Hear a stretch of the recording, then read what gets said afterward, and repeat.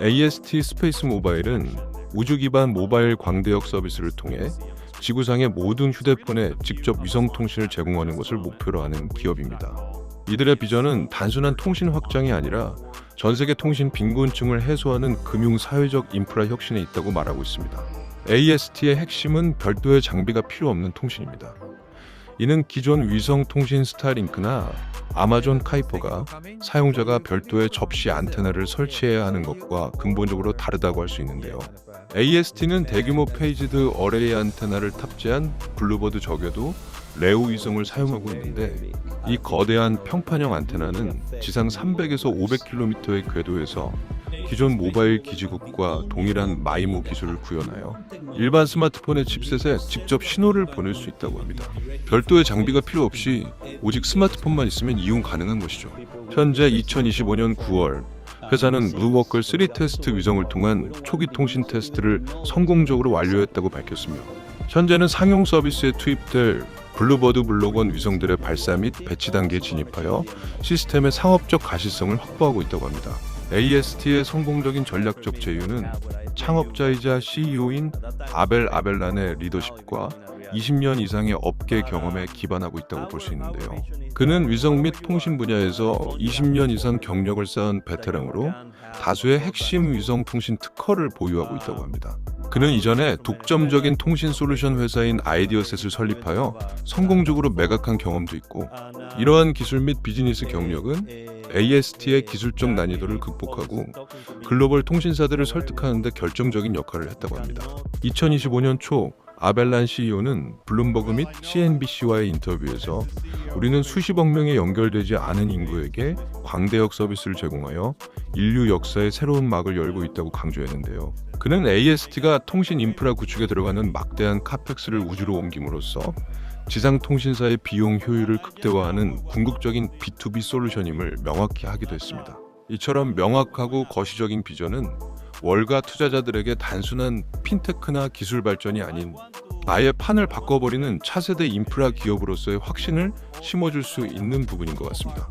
현재 기준 AST는 약 190억 달러의 시가총액을 형성하고 있으며, 현재 낮은 매출액 약 6천만 달러에도 불구하고 시장은 2028년에 폭발적인 이익 창출 능력을 선반영하고 있다고 볼 수 있는데요.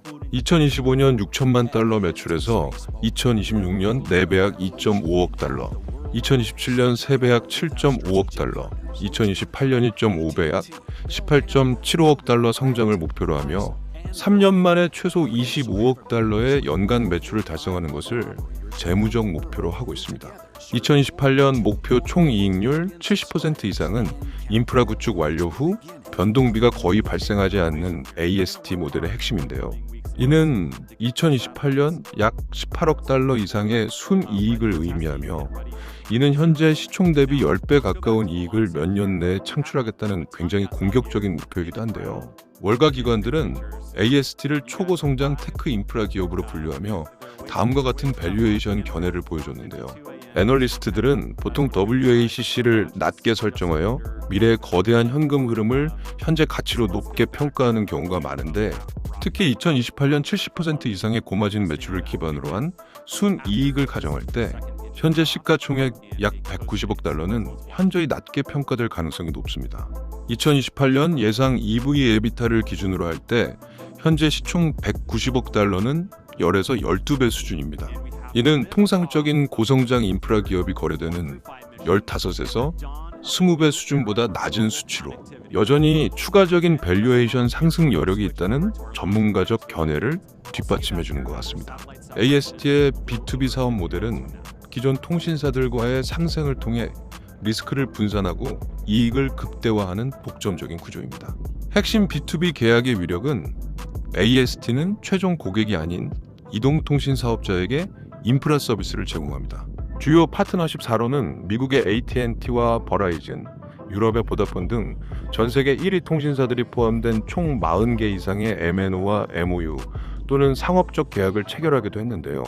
포인트는 이 회사들은 이미 약 20억 명의 가입자를 확보하고 있어 AST가 별도의 마케팅 없이 거대한 잠재 시장에 즉시 접근할 수 있다는 것입니다. 수익 공유 모델을 추구하고 있는데, 통신사들이 자사요금제 위성통신 서비스를 추가하고 고객에게 직접 요금을 징수한다는 시스템이라고 합니다. 이 수익의 일부 일반적으로 약 50%를 AST에 지급하는 구조이고, AST 입장에서는 리스크 제로의 안정적인 인프라 사용료를 받는 것과 같은 효과입니다. 낮은 변동비 또한 굉장한 장점인데요. 위성 발사 및 R&D, 즉 고정비 투자가 완료되면 통신 사용량 증가는 거의 100% 가까운 이익으로 전환될 수 있다고 합니다. 이는 통신사들이 겪는 지상 기지국 유지 및 구축 비용에서 완전히 벗어난 궁극적인 고마진 비즈니스 모델로 모든 프로젝트가 긍정적으로 진행된다는 전제하에 레버리지 효과를 극대화할 수 있을 것으로 보입니다. 궁극적으로 AST는 현재 통신 서비스가 불가능한 지역을 커버함으로써 기존 시장 자체를 확장시켜주는 역할을 한다고 합니다. AST는 기술 규제 계약 3가지 측면에서 강력한 경쟁 우위를 구축하고 있다고 하는데요. 스펙트럼 이점 AST는 MNO 파트너가 이미 획득하고 라이선스를 받은 기존 주파수 대역을 사용한다는 막강한 장점이 있는데, 이는 스페이스X의 스타링크나 아마존의 카이퍼가 독자적인 주파수 할당을 받아야 하는 것과 달리 기술적, 규제적 장벽을 극복하는 데 굉장히 유리한 점 중에 하나입니다.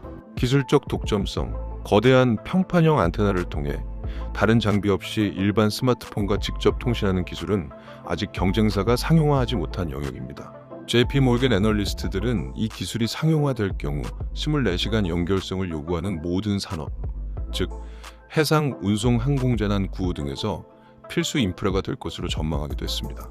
AT&T, 보다폰 등 거대 통신사들과의 독점 계약은 후발주자들이 시장에 진입하기 어렵게 만드는 그 자체가 가장 강력한 진입 장벽이라고 보여집니다. 최근 보고서에 따르면 2025년 9월 스페이스X가 에코스타의 주파수를 매입하며 경쟁 고조 및 심화되고 있다는 이야기가 있었는데, 하지만 UBS 보고서는 AST가 사용하는 MNO의 라이선스 스펙트럼과 직접 통신 기술은 스페이스X의 현재 모델과 근본적으로 다르다며 단기적인 경쟁 심화보다는 시장의 구조적 성장에 초점을 맞춰야 한다고 진단하기도 했습니다.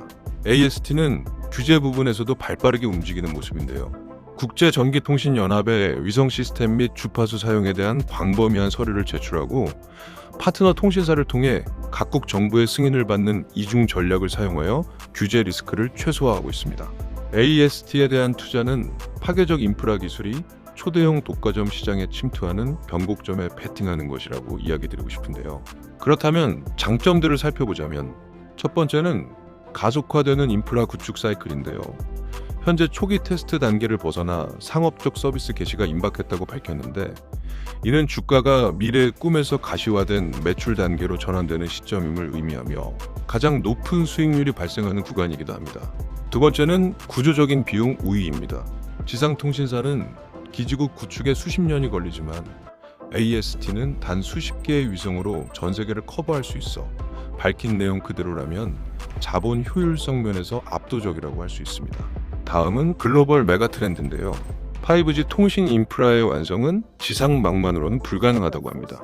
때문에 AST는 세계 경제가 요구하는 글로벌 유비쿼터스 연결성을 제공하는 필수적인 조각이 될 수 있는 셈인 거죠.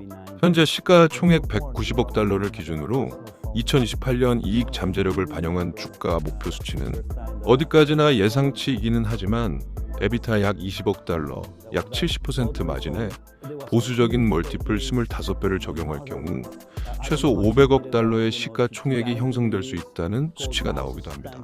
세부 주당 가격은 현재 유통 주식수를 고려해야 하나, 단순 계산 시에는 현재 시가총액 190억 달러 대비 약 2.6배의 상승 여력을 의미하기도 합니다. 핵심 리스크와 기관들의 견해를 살펴보면 크게 두 가지인데요.